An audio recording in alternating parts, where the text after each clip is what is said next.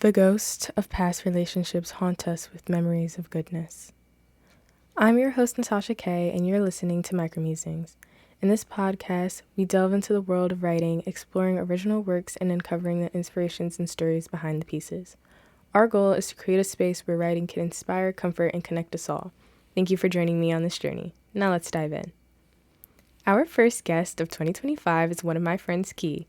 We've been talking about having her on as a guest for a while now, so I'm super excited that we finally got to make it happen.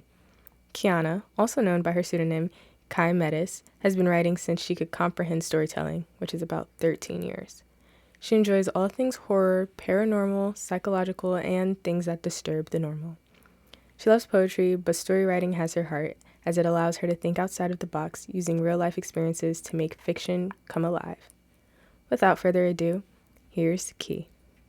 These two poems were like right after a heartbreak, which is probably the best thing you can do is write after heartbreak. So this poem is more of like I still want you, of course, after something like that. Um, when I really like someone, it's like a very deep yearning. It's like, damn, I only want you and you only. And it's like I need to have you. But yeah, I wrote this I think back in April. Was it? Yeah, 2024 or 25. Yeah, it's called DTN. I got the title from what is his name? It's like Dead something. Huh? No, not A Boogie. Not A Boogie. His his name has like the word dead in it, but the A is a four. I can't remember. But yeah, I got the title from him because of one of his songs. It's called DTN, if I didn't say that already. I wish I could kill you.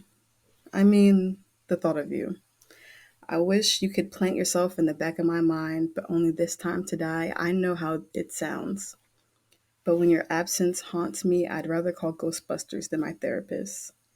But it's gotten so bad that the only person I can talk to is my notes app, and it's spitting a pain back at me I'd rather choke on. Maybe I'm not made for this lover girl stuff, but my social battery is real low. I've been in the streets too long and I want to go home. Your voice rings bells in my head, and I'll gladly leave the door unlocked for you. DTN. Yeah. The next one is called Tombstone. It's a very working title. I don't know.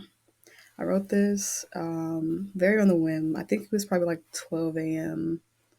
This is like the first draft, and I ended up adding something else to it. This is very melancholic. Very I've accepted what's happening now. It's called Tombstone. Used to implies that we sorry. Used to implies that what we have is dead. And sure, I'd love to take my little shovel and dig it from the soil I wet my tears with, but sometimes I feel like I should just let the flowers bloom. Sometimes I feel like I place myself under my own tombstone, especially when my only desire is unattainable. I am sadly attached to this dying world, and yet I get called selfish for reaching for the stars too early, for wanting death to be by my side as I'm bedbound. You can't blame me when he was my only visitor. Like a lost soul, your body will haunt me. My love for you is like a corpse, my body the casket. Our love will rot. Poem. Thank you for listening to Micromusings. I'm so glad you could join me and Kiana today.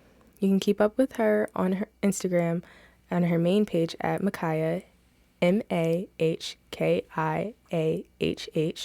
or her poetry page at saar.ro. If you'd like to access additional exclusive content, visit the Micromusing Substack by clicking the link in the show notes below. If you enjoyed today's episode, please feel free to share it with others who might appreciate it.